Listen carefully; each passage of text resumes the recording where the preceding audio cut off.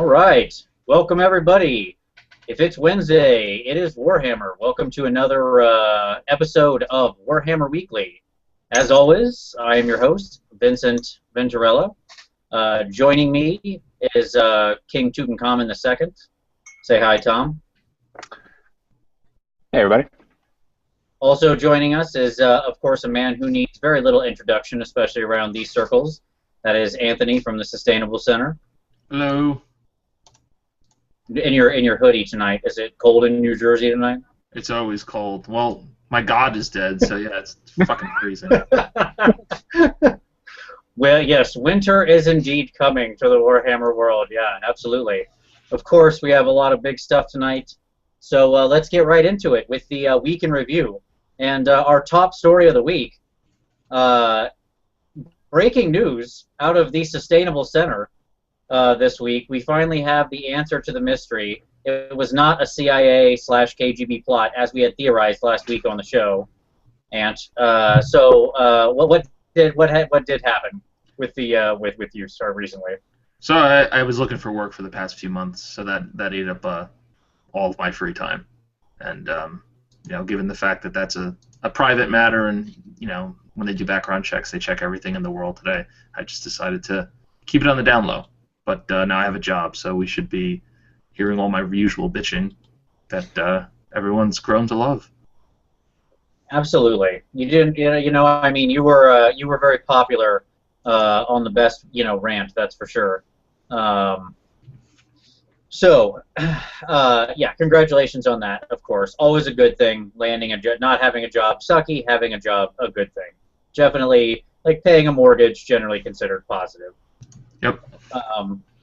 All right, so let's move on to the world of Warhammer, or the world that was formerly known as Warhammer, as the end times have come to an end.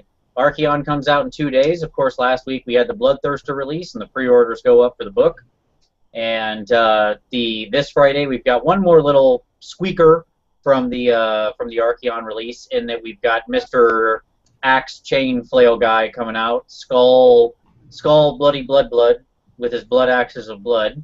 And if you haven't seen the model for this guy yet that was spoiled, I do highly recommend you take a look. It is one of the sillier models they've ever made. He has like a... Go ahead, Tom.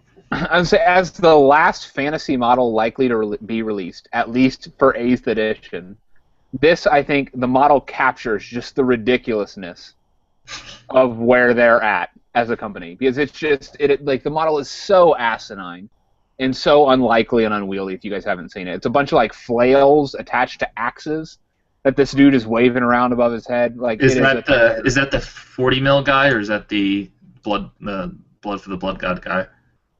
I think the he's on 40 mil. Scar, yeah, like Scar or something. I think he's on a 40 mil. Yeah, it's a terrible model. He's the lord. He's the lord to like the Skull Reapers and Wrathmongers, like the other guy was to the Blight Kings, right? That's the art style they're going for. I don't think anyone's going to convert over. The art style of terrible? Yeah, the art style of suck. So I do highly recommend you check it out. It's a funny model, if nothing else. But as people have pointed out, it's an interesting model and rules-wise, and if you do just a little bit of work on it, maybe cut off the ridiculous flails, he does at least have some good positioning. And to be fair, the rest, a lot of the End Times releases were very cool. Hey, nobody bats 1,000, right? Even the best hitters only hit like 300, and they're still doing better than that. Right, but going out on this, sure. That's the best part about this. Well, that's what happens when you go to Khorne. All right, you shouldn't end on Khorne. So is he a Wrathmonger on acid? Is that basically what he is? I think so, yeah. Because the Wrathmongers look ridiculous, so I could see them making him this special character even more ridiculous. Okay.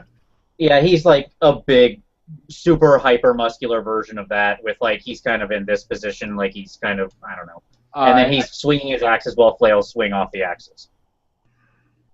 There's a link on it at page 45 of the Warseer rumor thread at the top. Like, I think Hastings had a link. If I go to Warseer, my computer will explode, so I just can't. Yes. So speaking of other rumors, So that's what's coming this release. So if you're interested in picking up Axe Flail Guy, make sure you get your pre-order this week.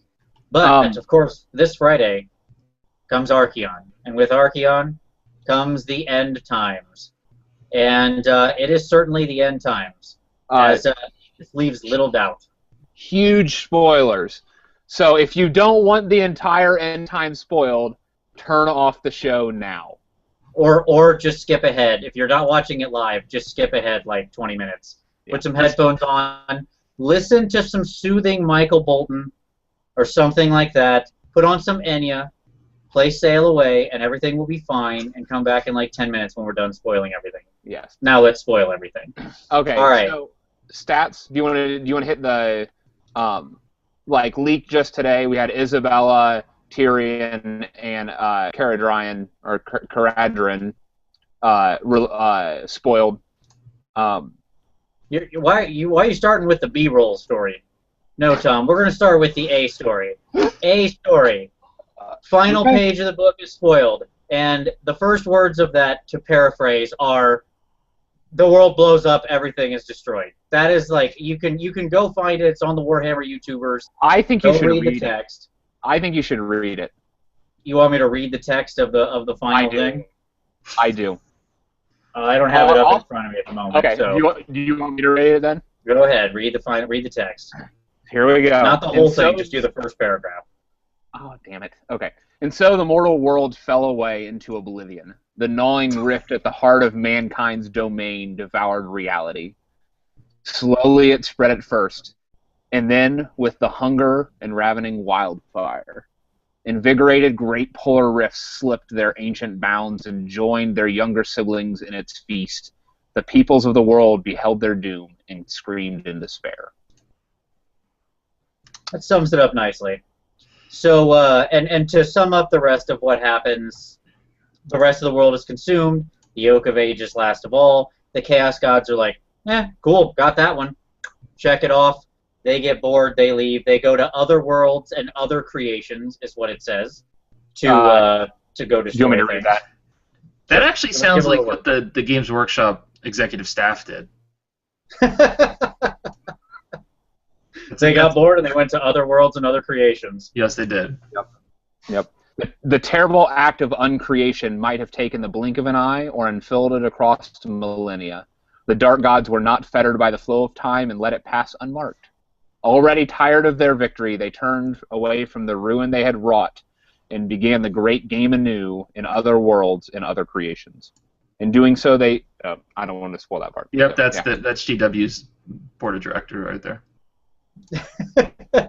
And so yes, and then to wrap up sort of the next section of this, what they miss is there's this tiny spark of light, and there's this one sort of man, or what used to be a man, basically. Glowing essence of what had once been a man. Yes, floating in the void, and he sort of grabs the void, and what they lead you to believe is that this super powerful sort of being that had once been a man is going to be able to rekindle creation. And the end of this is sort of a Battlestar Galactica-esque, all of this has happened before, and all of this will happen again, right, sort of thing. Pointing to the endless cycle of chaos and life, order and destruction in the universe. And there you go.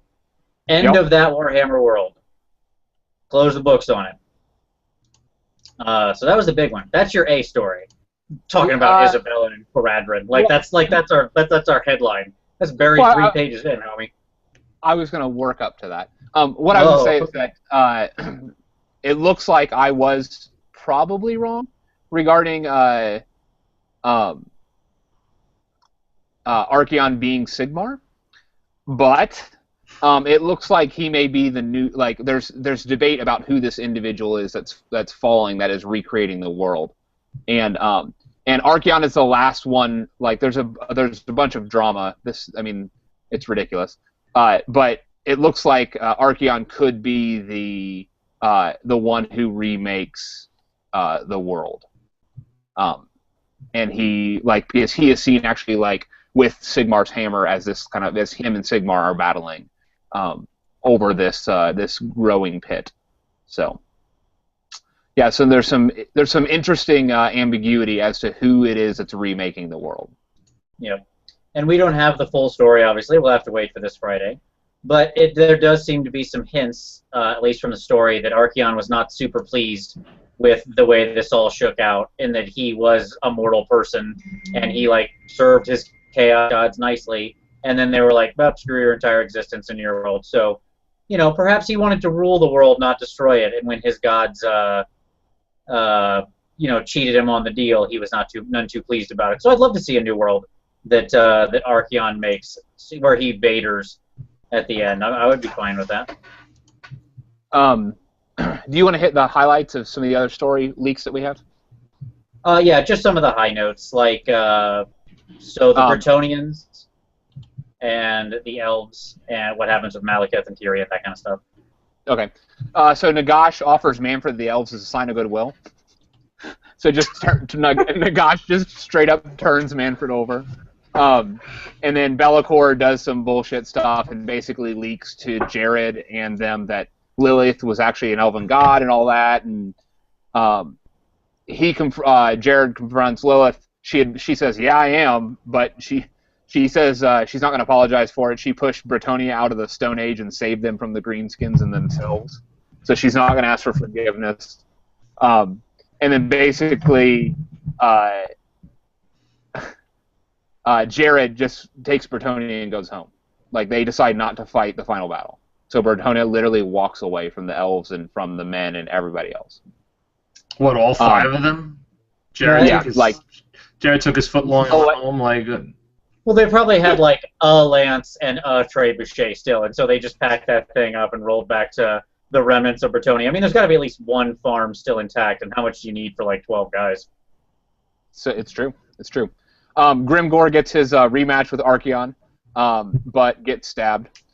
So he fails. Archeon faces Sigmar, and that's kind of like, we don't know who wins in that fight as the world's consumed. The Incarnates, aided by Teclis, who now holds the winds of fire and beast, tries to close the rift, and he almost succeeds, but then Manfred betrays Nagash, kills Gelt. Teclis tries to absorb the wind of metal, fails and dies, and the rift feeds on everybody, sucks out all the Incarnate's powers, and Archeon climbs out of the rift, faces Sigmar. Again, they're seen battling each other. And then Malekith, this is my favorite part of what's been leaked. Malekith saves Alariel. She's about to die from like a ceiling getting ready to get crushed on her. Malekith saves Alariel, but is crushed by the debris. And as he's laying there, crushed by the debris, she and Tyrion turn their back and walk away from him. And he dies in pain. They're trapped underneath the rocks. Yeah, noble end. Also proving once and for all that Tyrion is the biggest D-bag in all of the Warhammer world, as has been stated multiple times on this and many other shows. The people who claim he's a hero, I'm sorry if I get hate for this. If you love Tyrion, good for you. Everybody has their people. I like lots of awful people too, and that's fine, but he is awful. So there you go. So yes, the High Elves, clearly, yeah, haughty to the end. So fantastic. Yes, and the only other note I would bring up is, yeah, Isabella comes back, is working for Nurgle, and she and Vlad have a big showdown, which we don't know how it ends, but probably not well, I would guess. Nothing ends well. I mean, in the end, they all died, so, that happened. Or at least sucked into the rift. I mean, sure. I think that we've all just said everybody dies, but the reality is that they're sucked into the warp, and we know people can survive in the warp. Let's be honest. And so Archeon did in the middle of the story. There's no reason to think that a being as powerful as Nagash or these other people couldn't as well. Right, or Teclis, or any of those that get sucked into the rift that then consumes the world. So, as much as people are like, "Oh, it's all over," and all of it's, I mean, there's a lot of flexibility here. Yeah, and to me, so here it's time for, Tom, I'm going to steal your tinfoil hat for just a moment. Yep, okay? Do it. All right, here we go. I like the idea. This is an idea I floated a little while ago, and I really hope something like this happens. We've heard rumors of this dimensional shattering, And we know that a bunch of these superheroes with super magic just got sucked into a big rift. Like, most of the world got sucked into this thing. But we don't really have destroyed. This isn't apocalypse like a shattered rock floating in nothing. That's the end of a world. This is a chaos rift, and chaos makes chaos.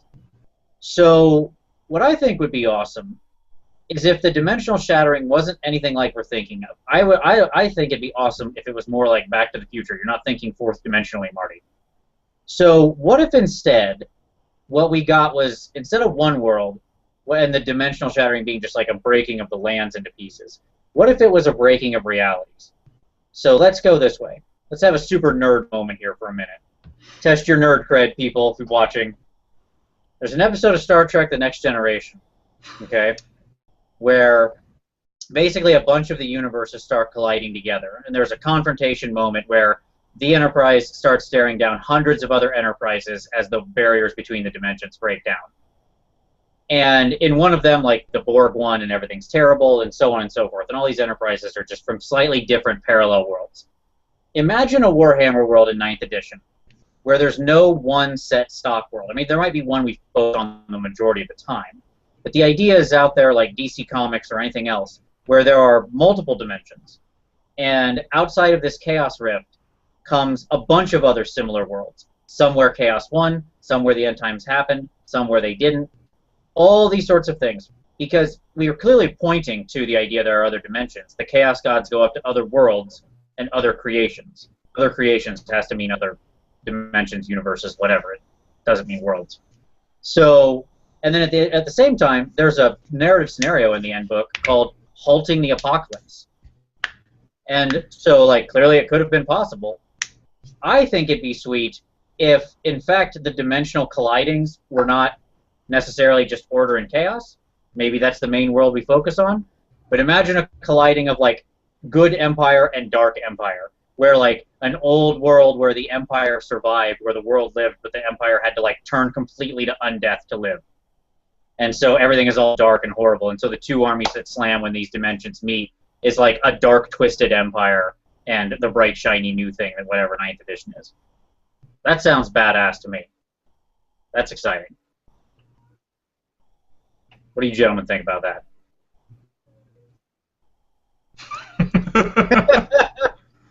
I don't really give a shit. I mean, I don't... The lore to me is just noise. In my mind, I have a vision of what each of the armies are. And, you know, they've retconned it so many times that there's no parallel, there's no faith in it. And at the end of the day, it's all driven by what they want to sell. So I care about gaming in the future as to, you know, what's all the 8th edition armies going to look like. You know, are they going to be reincarnated in 9th in any capacity, or are they just going to be frozen in time as you can play them, like we've spoken about before, where, you know, well, Bretonnia has been the same since 2004, so it would be the same capacity. But, I mean, you know, that's like going into World of Tanks, and here's your Tier 1 1938 tank versus the King Tiger.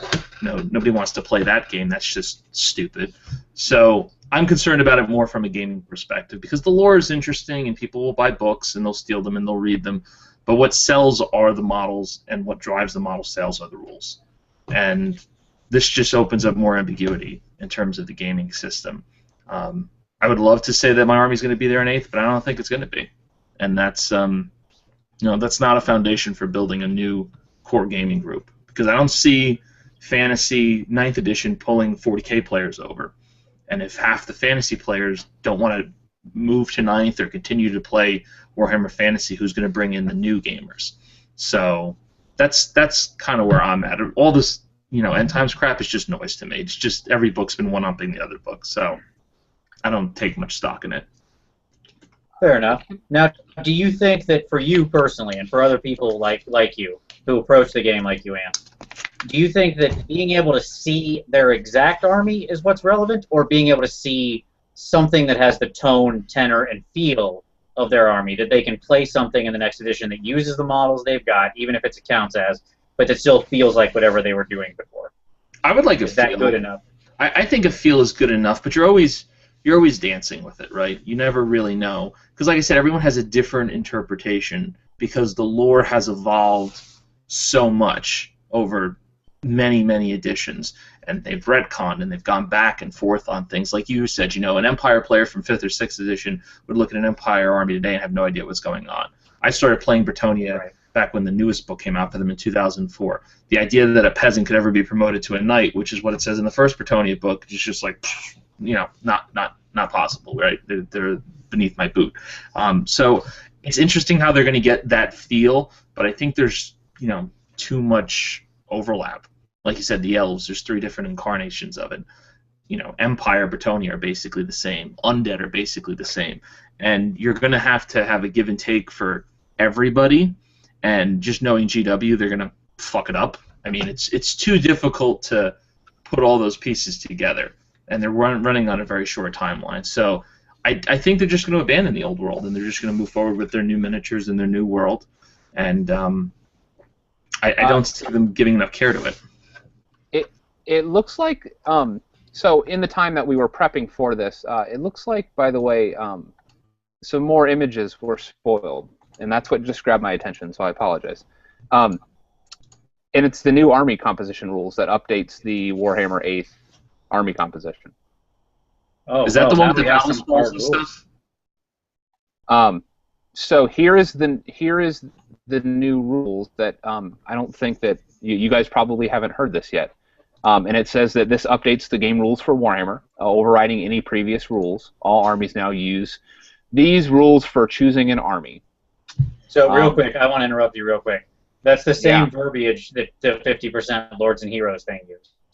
Yeah. If what you read, if you're reading it stock standard, the 50% Lords and Heroes is the only other rule besides Lore of Undeath that has used this exact verbiage, and obviously that did become a dictum. And this is choosing an army. When choosing your force, you must choose all of your units from a single Warhammer army book, unless otherwise specified, based on obviously like the other end times things, and it runs through a bunch of stuff. In addition, force can include any battle scrolls which list that army book or army list, blah blah blah. So it's just updating the army list stuff. It looks like the general stuff is the same. The next rule change is there are no minimum units. There's no minimum number of units that you may need to include in your army. Unit categories. When choosing your force, disregard any limits regarding the minimum or maximum points you can spend in each category. This means that you do not need to spend a minimum of 25% on your points on core units. There is no maximum percentage of your points that you can spend on any other category. Duplicate choices. Your army can include as many duplicate, special, and rare units as you wish. Multiple battle standards and army standards. Your army can include multiple models carrying a battle standard, even if the army list states that only one model can normally do so. However, when choosing your army, you must nominate one of these to be your army standard. All battle standards, including the army standard, have the combat result bonus, but only the army standard has the hold your ground rule. So does that mean the Banner of the World Dragons can be on every unit, or is that just talk about the BSB? You can have multiple BSBs. You can have multiple BSBs, but only one of them gets the. Only one of them grants the reroll. Only one of them grants the reroll, right? Everyone else just gives you an extra +1. Is equipment and everything else in the back of the book still only 1 per? Yeah. As far as I've seen, I've only seen 2 of the images, and those are just mainly composition. I haven't seen anything on magical items. So it's one step below Unbound, basically, for 40k. You have to stick within your army, but then you can do whatever the hell you want. Yeah, we are. This is probably the shape of things to come. There you go. Well, that was breaking news, huh? How about that? That is a big one. You can take anything. Breaking Warhammer. Absolutely. There you go. Now, if we could just get a picture of maybe like an orc showing his butt, a la Kim Kardashian, while a champagne bottle goes over top of him, we could really just break the internet completely. All right. Well, hey, I can't think of a better thing to end the rumor section on than that. I'm sure we'll pick up with that next week once we see exactly how it all spills out, because that is going to have some implications. And Ant, once it's spoiled, I'm sure I'll just reach out to you, and maybe we'll do, just like with Kane, maybe we'll have another video just specially dedicated to this one, because boy, is that going to be a big deal. I might be too busy trying to sell all my stuff before we can do that. I got a whole bunch of stuff I got to sell now. God damn it. Well, you know, if you're looking to offload those wonderful Bretonians, I can always use some more trebuchets over here and stuff. No, because now I can have as many as I want. Bretonian So I went better home. get- I better get a couple Always in more. my box in the corner where they belong. I'm just saying, I'm not limited to 2 now. I got 2 because I thought I'd only ever need 2. Now I can have 10, so pass them along, buddy. We're gonna be hurling Dude, rocks for there's only days. 10 trebuchets left in the whole friggin' world. Hey, I've got them all, Ben.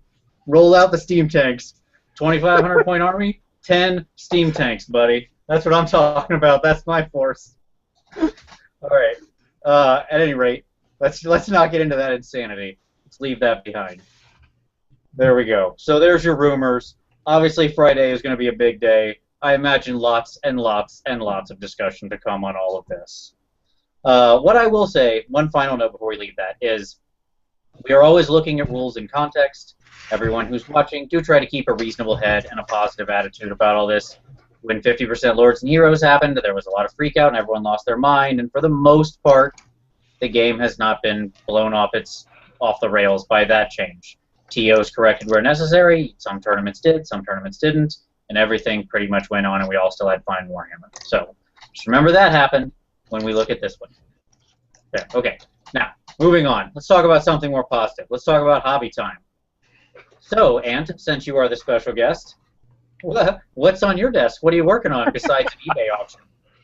Well, I was working on my Skaven, but now I'm going to work on eBay auctions. Now, I have to get this army ready for Crossroads.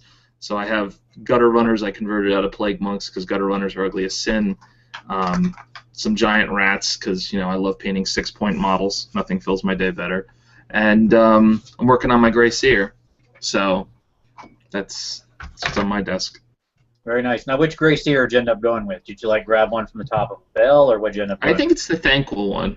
I think it's the Thanquil on foot one, where he has the sword here and the stick here, and he's like, that circa 1990 pose everybody like this. Yep, that one, because that's the one I had. So nice. Yeah, and you put this all together pretty fast. Now, when is Crossroads? So what's your deadline, and how close are you? It's the end of March, and I just have these gutter runners and these giant rats and Thanquil. So, I'm pretty close. It'll get done, no matter what. Even if it's just 3 colors. The army doesn't look good, but it's playable. And since I'm going to sell it anyway, who cares? Fair enough. All right, Tom. What about you? What's on your hobby desk, my friend? Knocked out the rest of my Force Goblin Spider Swarm Herd thing this last weekend, so I have moved on to my Siege. So I kit-bashed a bunch of Siege equipment for Force Goblins and working on base coating them right now. So. All right, awesome. And it should come as no surprise to anyone what's on my desk. It's more Bretonians. It's always Bretonians. There you go. There's one more knight that is being worked on who's pretty much done. So there you go. That's just the horse. Sorry, there you go. How about him? Does that make you feel better now? Yes. There you go. There he is. I know the horse is better than most of the knights, but I mean, you can't just buy. That would be great if. Can I just buy a herd of horses, like a herd of Bretonian thoroughbred mounts, just charge around the board, just kicking. So how many Great Eagles can I get? Well, they're 50, now, right? all of them. Yeah. All of them. So the only question is how many points are you playing? You have all the Great Eagles. Okay, and that'll only for the low price of only like $17,000. So if you sell your car, you can have an army of Great Eagles. So yeah, you can get 2 for 50. Yeah, I mean, what a deal. Steal. All right. So that takes us through hobby time. As always, whatever you're working on, feel free to send us some pictures. We always love pictures of finished models on the show, so send that along or leave what you're working on below in the comments. So let's move on to tonight's main segment. Look at that, 8:30 on the dot, right when we're supposed to do it. Man, like clockwork over here. All right, and tonight's segment is a new one, and it's called The Proud Nail. So, as I mentioned before, I do a lot of role-playing game design, and in role-playing game design, we have a thing called a proud nail. And if you, not like that's unique to role-playing design, it's a carpentry term, obviously, but like it got applied in RPG design. When you have an otherwise very functional game, that just has this little tiny rules thing that just bothers you to no end. And every time you move your hand along the board, it catches on that darn nail and scratches you. So that's what we talk about here in the Proud Nail segment. That one little rules canard that you hate is a part of the game. And just, it's not game-breaking. It's not that. It's not a game-breaking thing. It's an annoying thing. Now, Ant, you have a great specialty for listing things that annoy you. So I will let you start us off. What is a proud nail for you in Warhammer 8th Edition? I would probably say when you're disrupted, you can still be steadfast. That's really annoying to me. I mean, the whole concept, I believe, of steadfast, and I've gotten into arguments with other people, is it's pushing. It's a bunch of guys in a line, and they push forward. And the idea is the guys in the front can't retreat because the guys in the back are pushing. It's a battle of masses. And when you're disrupted in the flank or in the rear, the concept of the pushing stops, because then those people need to turn to fight and not die. So I feel that if you could disrupt an enemy unit, which means you need to have a full rank, so you need to have 10 dudes. Right, you're not disrupting with monsters or just by careening an eagle into the side or some garbage like that. Right, so at the end of the combat, you have to have 10 dudes left, which is pretty substantial. That means fast cav aren't going to do it, or it's going to be a big unit of fast cav, and they have to take no casualties. You wouldn't be steadfast anymore, in my opinion, because you'd be disrupted, which would be a great way to break slaves and to break buses of night goblins and to break other ridiculous things. And it just doesn't make a whole lot of sense to me how this unit could be so unbreakable. And I've heard people say, well, you know, it could be a 1,000-man unit. Yeah, you never see that. It's 50-man buses. Maybe you see a 100-man night goblin unit on the extreme end. But mostly it's 5 wide by a lot of ranks deep. And I feel that if charged in the flank or rear and disrupted, they would break. And that would add a nice tactical element to the game that would allow things like wood elves and stuff and elite armies to break these monotonous hordes of ridiculous crappy dudes. Now, do you feel like it might give too much of an advantage to armies that don't have to really worry about this sort of thing? Like, say, undead or demons who have less of a concern of it, because demonic instability is pretty, you know... Well, undead already suffer a big penalty, because if I beat you by 15, you crumble another 15. It's only behooving me. I think demons get off really easy because they can lose by 20, they get capped at 0. They'll only ever take 11 more casualties on a really bad roll, and you know, only a 1 in 12 or 10 chance or 11 chance of you know, getting sucked into the void, and a great chance of actually rolling snake eyes and then not losing anybody and getting everybody back. So I think demons kind of play outside that rule, but you know, demons get screwed so hard by the banner of bullshit that it doesn't matter. You know, the high elves will always keep them in check. So I'm not too worried about it. I'm thinking more of the regular armies, you know, like your goblins and your Skaven and your, you know, Empire potentially bussing up, those kinds of forces. Sure. No, I think that's good, and I think it is one of those things where you feel like when you stare at one of those giant buses, you're like, you know, it's just like, well, if you are not blessed to be one of the armies that has some, you know, offensive hammer that can literally chew through one of those buses in a round or two, you're like, well, this is going to be the next 3 or 4 rounds of my life, right? Mm-hmm. And the number of people with that potent of a hammer, it's not many. All right, no, I like that. All right, that's a good proud nail. I think that's very sensible. I like that one. Tom, what about you? What do you got as a proud nail? Well, I'm still a relatively new player, and so I'm not completely burned out or disenfranchised with the game yet. Sure. That said, I'm going to say something that you'll probably never hear any other elf players say. And for me, it's understanding as I stare at always strikes first. Why do I get rerolls if I have a higher initiative and always strikes first? Now, I love rerolls. Don't get me wrong. I'll take them any day of the week. And I understand that there's some probably bullshit explanation about they're striking so fast that they get extra time or whatever. Okay. But like it just seems a super like mechanic-y, gamey, like very like super mechanically heavy thing for something that's so like seemingly disconnected from what should be going on there. If I have always strikes first, I should be always striking first. I don't know. I want to change mine to his. It's a good one. Let me. So yes, clearly it's a gamist construct, right? It's not trying to actually mimic or simulate anything in reality.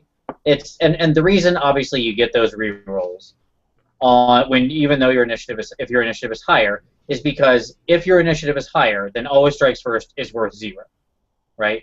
If Right. that were to be taken away, then having ASF means nothing. No, Right, it does, because if you have a great weapon, you strike at initiative, which is a huge bump, and it's equal to or greater than 2. It's if I'm initiative 5 and you're initiative 5, and you have ASF, you still strike first and reroll. No, absolutely. Like when you bring in the great weapon thing, yes. But I mean, you lose your reroll if you're using a great weapon. You just go on your initiative. Then you're just like everybody else. Oh. Right? Yeah. I'm not saying that's bad. I'm just saying like taking the great weapon thing out of it. That's why they wrote that rule in there, and that's why you lose it when you have the great weapon. Because if the situation is elf with a sword versus human with a sword, just a normal sword, the elf is already faster, so his special rule that's allegedly balancing his army is giving him nothing. Right? So I get it. I'm not saying I'm defending it. I'm saying that's why it's there. Right? It's covering that gap. That in every situation where the elf is faster and not wielding a two-handed weapon, the rule does nothing, if that's not there. Let me propose to you a fix. What if instead of just a straight reroll, okay, what if it was they may reroll 1s to hit? I still don't know why I'm getting a fucking reroll on always striking first. Again, it's a mechanic. That's fine. It's a game. I'm asking you if it fixes the balance issue with it or something like that. They Yes, should it's a just- fairly game. They should just not get No. it. Yeah, They're- they should. Yeah. They should always strike first. Period. Okay. And so like, I think like fuck the always strikes last. Like I think that always strikes first should trump it. So like it cranks up two-handed weapons up to 11. Okay. And which and I think that they just need to get something else. Honestly. Like maybe if they have a higher weapon skill or something, then they tack on an additional -1 to hit them in melee or something like that to represent martial prowess or some other bullshit. But yeah, like let always strikes first be always strikes first. And yeah, I mean, yeah. All right. No, that's fine. I get it. Hey, you play High Elf, so this is right from the source. No one can accuse you of just hating on High Elves.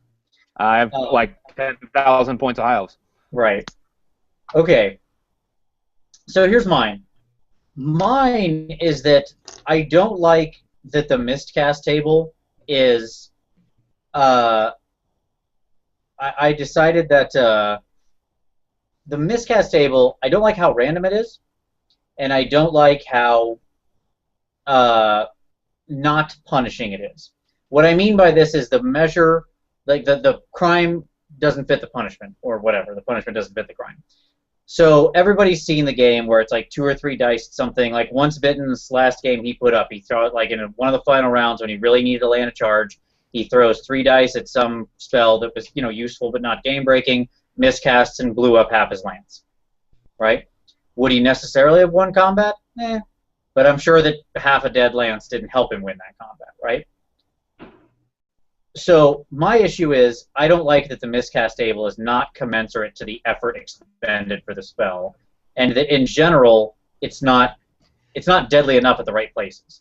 So I feel like when you miscast off a 2 or 3 die spell, it should be fairly minor, honestly, like what happens to you, and it should probably be relegated to just the wizard. When you miscast off of the 6 die, bomb spell to push through, it should be cataclysmic and be affecting much more than the wizard and be very serious. That's where those suck down the warp, lose all your wizard levels things, big strength 10 pie plates coming down, crushing people's faces. Those kind of things should be relegated, and maybe even made stronger on the 6 die bombs, whereas the 2 and 3 die stuff are just like they take a strength 6 hit or something. They channeled a little too much, and now they it's like biting on a penny. They only taste copper now. So like that's the worst thing that happens. That's my proud name. Because it's too easy to get into the 6 diathon. Not that I want to take more away from you, Ant. I don't want to rip more savage beasts out of your hands. That's all we got. Yeah, if it works, use it. Absolutely. All right. So there we go. That's Proud Nails. Anybody else? That we've each given one, but we've got a moment here. Does anybody else have any others they wanted to bring up? End times. Just the whole army composition rules and the new. Mm-hmm. Yeah, let's not get too ahead of ourselves. All right.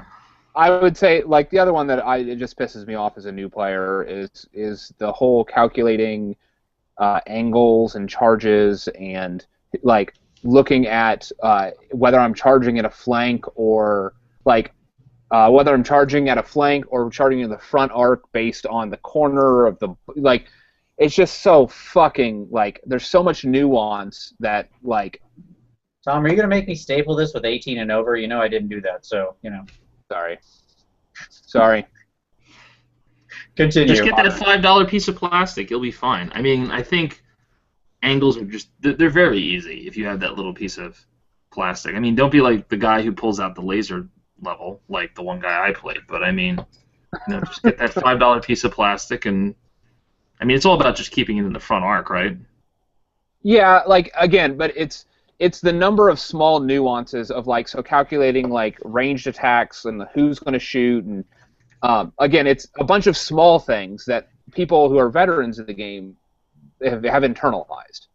But for the rest of us, it's still this kind of process of learning. And it's not as easy as one, like, here's a perfect example. Reforming versus a combat reform. And, like, one allowing the center of the unit to stay the same, where the other not allowing the center of the unit to just fucking shoot off into right left field if you do a weird reform.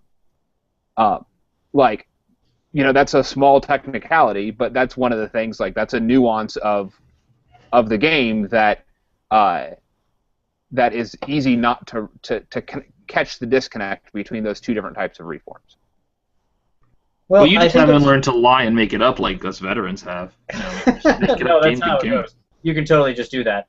I mean, I think it's an interesting point because there are, if you look at a lot of other games out there, their movement rules are much simpler. Warhammer does have an extremely complicated movement base. When you look at a lot of mini war games, they tend not to use the 90-degree arcs. They tend to use 180s or something like that. They tend to have more simple arc of sight rules and more simple movement rules. You know, there's a lot out there that's like that. So here's my question. So Warhammer does have a complicated movement system. Like, I don't think that can really be argued. However, whether that's a good or a bad thing could be.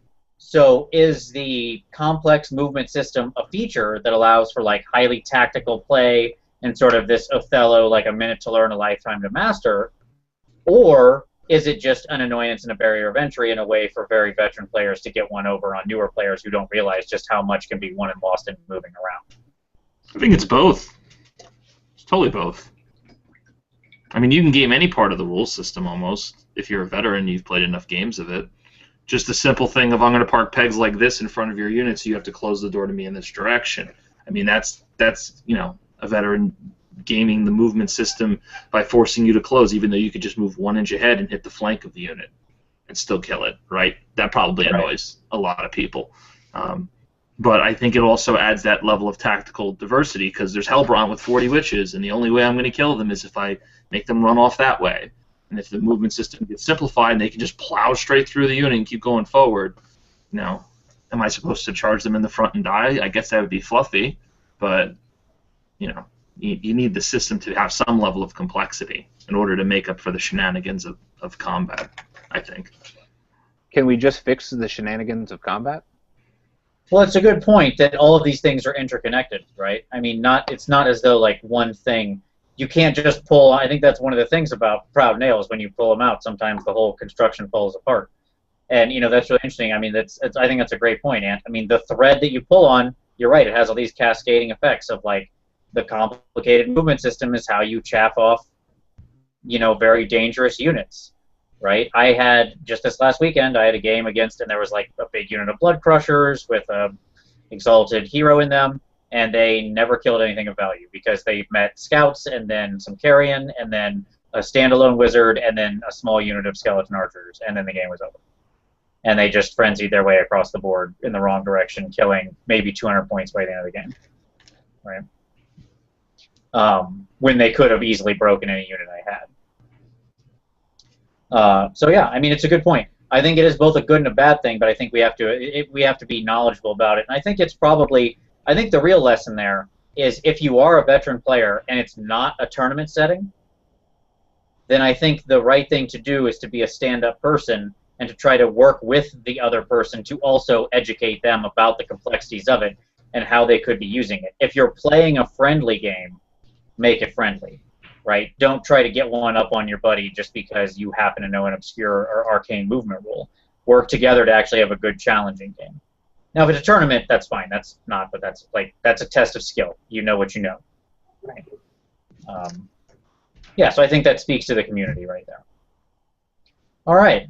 So with our finishing up Proud Nails, let's move on to our Q&A, which segues well as many people's questions segue into some of the things we talked about. So Kieran Dunlevy asked us, why is it that I can cast an unstoppable spell, yet blow my own brains out at the same time? Can't we return to the days of double ones being miscasts and double sixes being irresistible force? Ooh. So which was the way it used to work. I like that there was no way. negative double sixes. That's fantastic. Wasn't it also wizard level +1, or wizard level was how many dice you could throw? Yeah. Wasn't there some? Yeah, there's some kind of other restriction in there. So a level 1 can't just like huck 6 dice at fireball.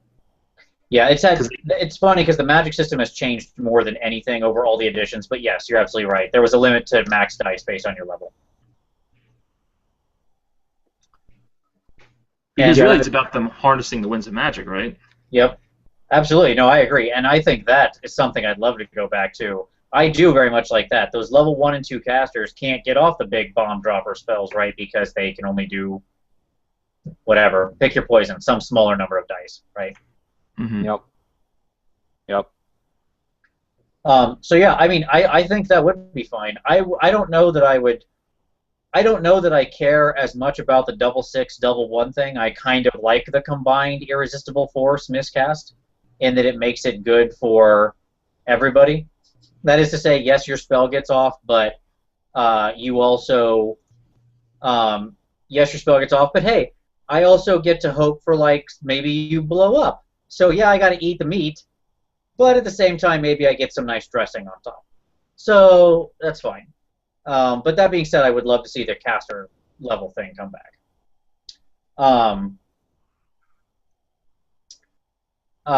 Let's see. Kieran's next question. Kieran says, it's not that I hate the one ench rule, where units are required to have sort of an ench between them to maintain that gap, so we can identify units and where they end and begin.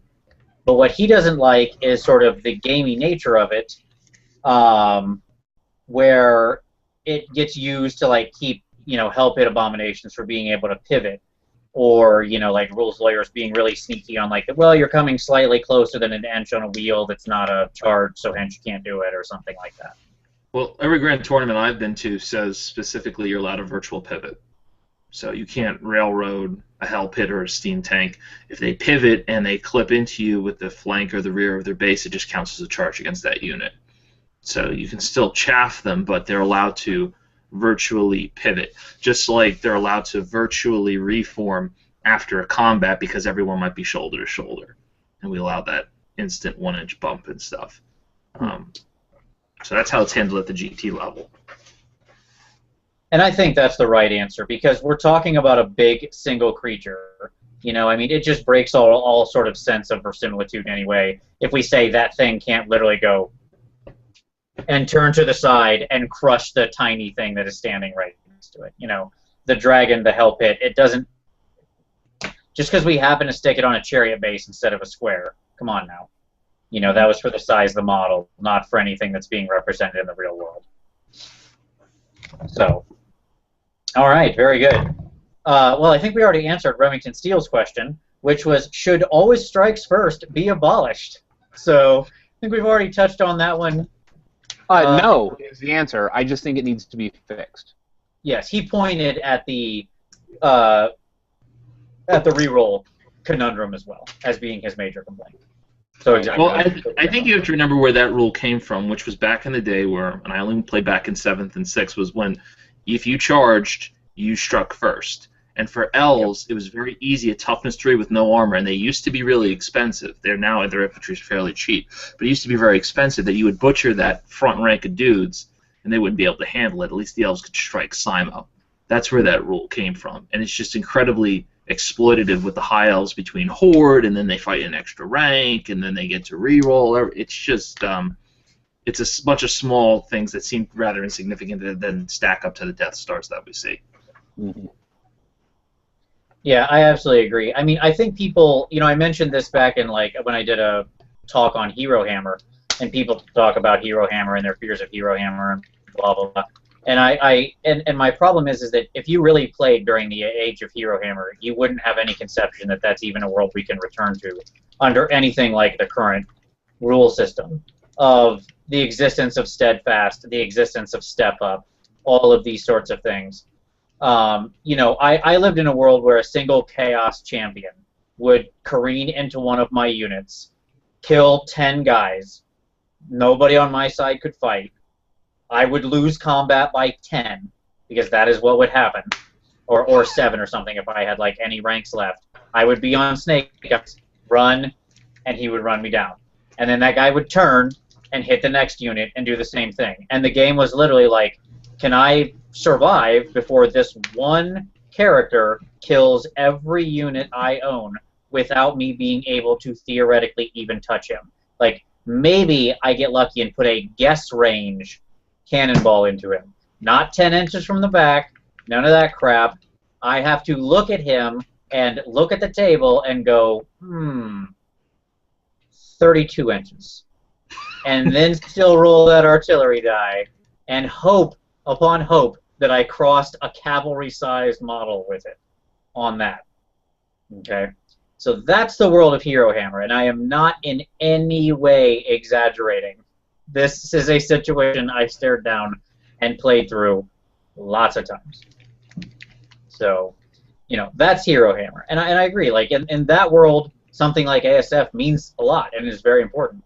I think it's probably become it's become less necessary in the new world, where you've got Step Up and stuff like that. You don't need the rerolls in that component, right? People are always still fighting, unless they're wiped out in a which is very unusual, frankly. All right. Let's see. Okay. So here's our final question of the night here. Comes from William Page. And his question is, Killing Blow should be more logical and relevant.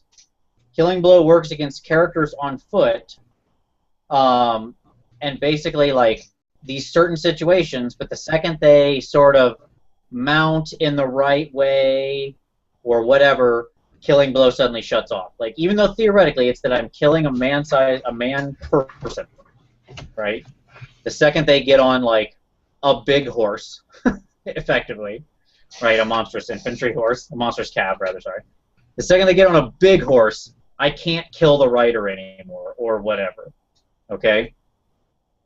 And so, and clearly combined profiles only sort of make that worse, because at least before you could sort of separate the horse from the rider, as it were, if they were bound on a monster individually, and once you killed the monster, they're KVable again. But, with a combined profile, that's definitely not the case. So, Killing Blow. Is it good enough? Is it not good enough? I'm sure you're not a fan of it, Ant. I'm sure it affects you plenty well enough. I don't actually run into any units with Killing Blow because it's, the Hero Hammer 2.0, it doesn't take 7 strength 7 wounds. But I agree. I think you should be able to Killing Blow a man-sized model just because he rides a dragon or anything else. I don't think that it should eliminate the ability to one-shot him. But again, I don't know how game-changing that's really going to be.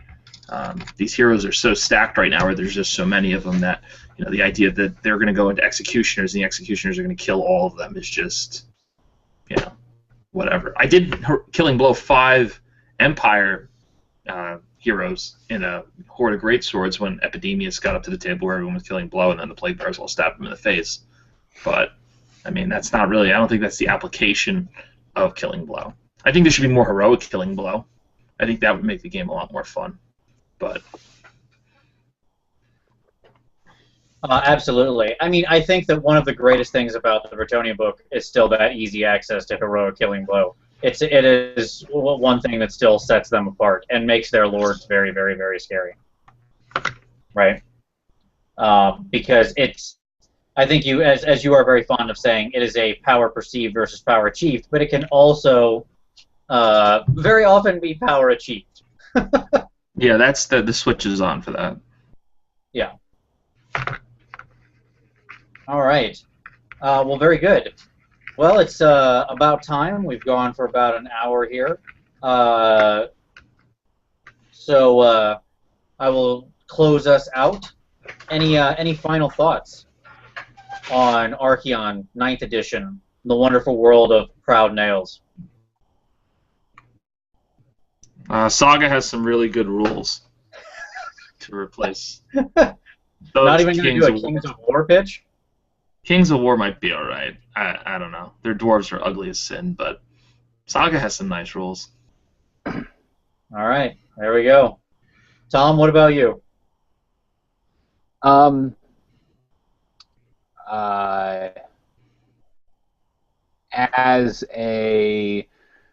the lead developer for a game company, I am not afraid to just rewrite Warhammer if 9th edition fails. Fair enough. That's what I would say.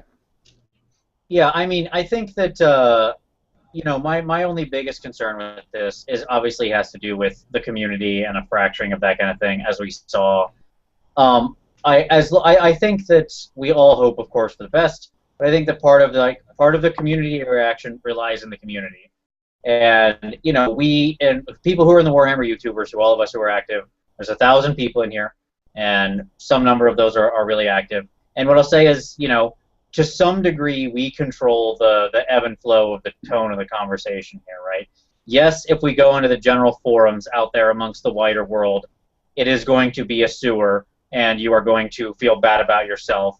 But that is because the internet is the gas station bathroom of the whole world. That's for scrolling, pictures of genitalia and making fun of your mom, right? That's what forums are for.